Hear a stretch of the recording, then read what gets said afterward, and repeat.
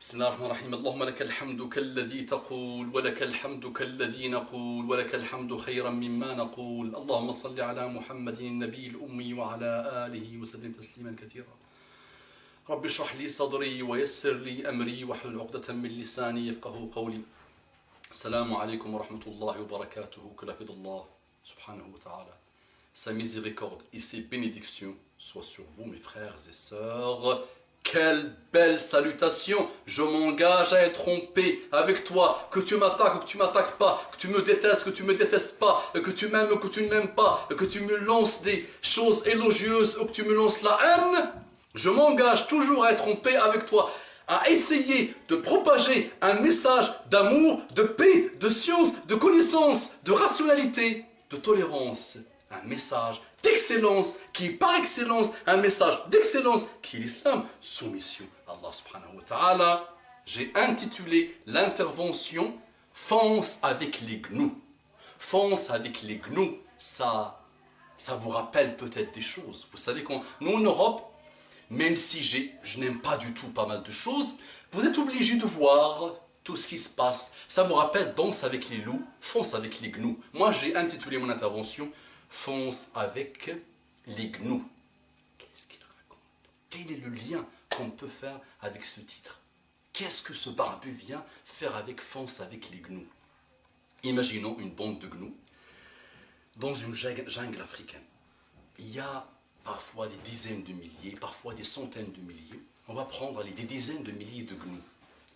Vous les connaissez les gnous, hein? Vous connaissez, je n'ai pas besoin de vous expliquer ce que c'est que les gnous. D'accord. Fonce avec les gnous. Maintenant, une bande de gnous, quelques dizaines de milliers, vous connaissez leur force et leur puissance. Ils sont très forts, très lourds. Si une bande de gnous se lance, ils peuvent détruire une maison, ils peuvent détruire même une ville, s'ils se lancent avec toute leur force. D'accord.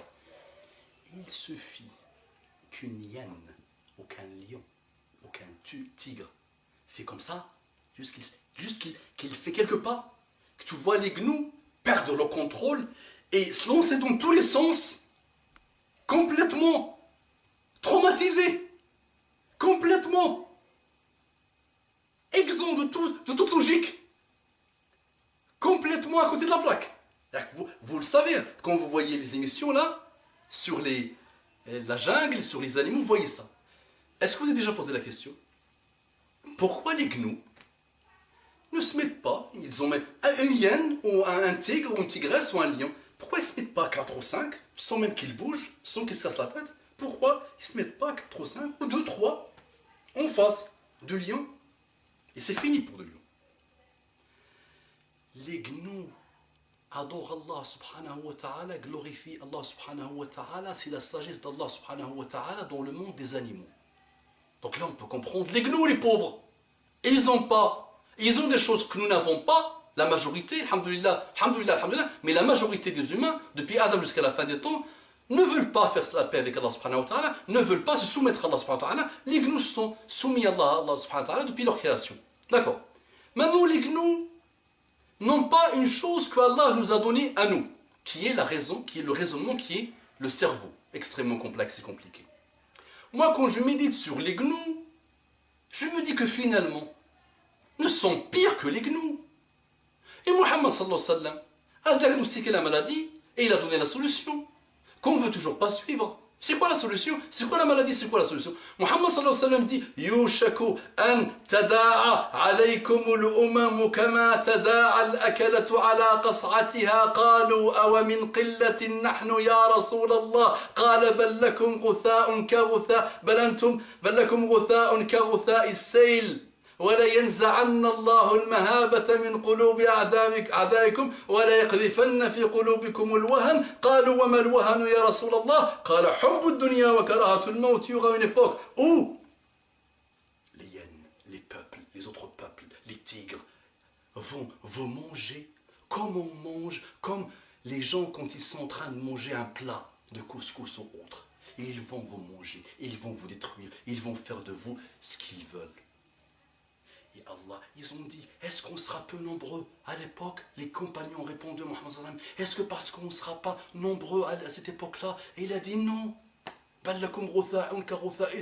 êtes nombreux, énorme, beaucoup, beaucoup, beaucoup, grosse quantité, mais vous une qualité. Donc, pourquoi, ya Rasulallah? Pourquoi? Oh Mohammed, pourquoi? سينزع الله من قلوب المهابة من أعدائكم. Allah va supprimer le mahaba. Le mahaba, c'est un mot intraduisible. La langue de Victor Hugo s'arrête. S'arrête. Par humilité, par respect devant la langue d'Allah subhanahu wa ta'ala. Mahaba, mélange de peur, de crainte, de respect, d'amour, d'admiration, d'autres choses. C'est un mélange de tout ça, le mahaba, que Allah va enlever des cœurs de nos ennemis. Et il va faire quoi encore Allah? Ils ont dit, c'est quoi le wahan? Ya Rasulallah, ça veut dire quoi le wahan? Il a dit, s'accrocher à la vie et avoir la haine, détester la mort. Je ne vais pas étudier, analyser le hadith en profondeur. Dites-moi mes frères et sœurs, quand les gnous se lancent dans tous les sens, il y a quelques-uns qui se blessent, il y a quelques-uns qui meurent. Et le Assad, la hyène, ou le chacal, ou le tigre, finit par manger, dévorer celui qui veut. Dunya, s'accrocher à la vie, ne vivre que pour la vie, ne faire quelque chose que pour la vie. S'accrocher vraiment à la vie, à toutes les turpitudes de la vie. La vie, c'est bien. Allah a décidé de nous éprouver sur cette terre, ok. Mais adorons Allah, faisons en sorte que tous nos actes aient la globalité de l'islam. Et oui, le comportement coranique, le comportement prophétique. Et sortons ce cœur, nettoyons avec le Karcher, une petite pensée pour Sarkozy, nettoyons le cœur de toutes ces maladies du cœur qui pointent toutes vers l'amour de ce bas monde. Où sont ceux qui nous ont précédés? Des milliards et des milliards de personnes qui avaient aussi des projets, qui avaient, ils sont. Chaque seconde, l'ange de la mort frappe, chaque seconde, il prend. Les gnous, ne soyons pas des gnous, ne soyons pas pires que les gnous. Parce que les gnous, s'ils avaient un minimum de raison, et s'ils avaient un minimum de connaissance, et s'ils avaient un minimum d'observation de la vie de Muhammad sallallahu alayhi wa sallam, fini pour les tigres, fini pour les lions, fini pour les injustes. Parce que par leur blancheur, les musulmans, le noir s'autodétruit de lui-même, disparaît de lui-même. Il n'y a même pas besoin de préparer les cornes. Non, pas besoin. Pas besoin de haine, pas besoin de violence, pas besoin de mépris, pas besoin de fermeture du cœur envers l'autre. Sachez que si nous, on devient blanc par notre comportement, si nous, on donne l'exemple aux autres, et si nous, on chasse, on divorce avec Hubbud Dunya, si nous, on pense à la mort, comme ce que nous a demandé Allah par l'intermédiaire de son prophète, croyez-moi que la parole de paix, d'amour, il n'y aura plus de guerre. La parole de paix régnera d'abord où? Dans les cœurs d'abord et dans le comportement des gens. Ne soyons pas des gnous finalement. Ne soyons pas rotha'un ka rotha'i sayl, comme a dit Muhammad sallallahu alayhi wa sallam. Ne soyons pas, observons, analysons la grandeur de l'islam, la religion de tous les prophètes d'Allah.